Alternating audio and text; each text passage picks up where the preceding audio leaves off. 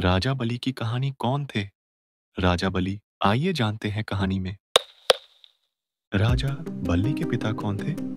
राजा बल्ली के पिता विरोचन थे। विरोचन प्रहलाद के पुत्र थे और प्रहलाद हिरण्यकश्यप के पुत्र थे। इस प्रकार राजा बलि हिरण्यकश्यप के पौत्र और प्रहलाद के पुत्र थे।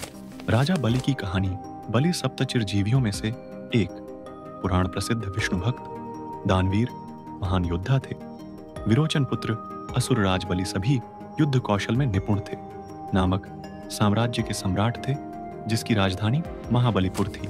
इन्हें परास्त करने के लिए विष्णु का वामनावतार हुआ था।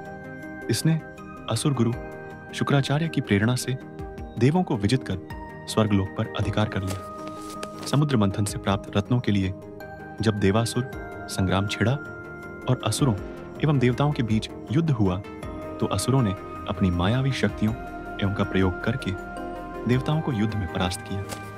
उसके बाद राजा बलि ने विश्वजित और शत अश्वमेध यज्ञों का संपादन कर तीनों लोकों पर अधिकार जमा लिया। कालांतर में जब यह अंतिम अश्वमेध यज्ञ का समापन कर रहा था तब दान के लिए वामन रूप में ब्राह्मण वेशधारी विष्णु उपस्थित हुए। शुक्राचार्य के सावधान करने पर भी बलिदान से विमुख न हुआ।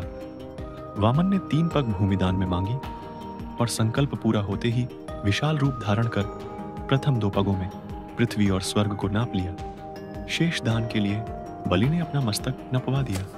जब राजा बलि को यह पता चला तब उन्होंने वमन अवतार विष्णु को अपने स्वरूप में आने की अनुरोध की। तब श्री विष्णु ने अपने स्वरूप को धारणा किया। तब राजा बलि ने कहा, जब आपने हमसे सारा जगह ले लिया तो अब हम राक्षस कहाँ निवास करेंगे? तब विष्णु जी ने उन्हें पाताल लोक का राजा घोषित किया और सारे दानवों को पाताल का निवासी बनाया। मृत्यु राजा बलि की मृत्यु नहीं हुई थी, बल्कि उन्हें भगवान विष्णु के वामन अवतार ने पाताल लोक में रहने का आदेश दिया था।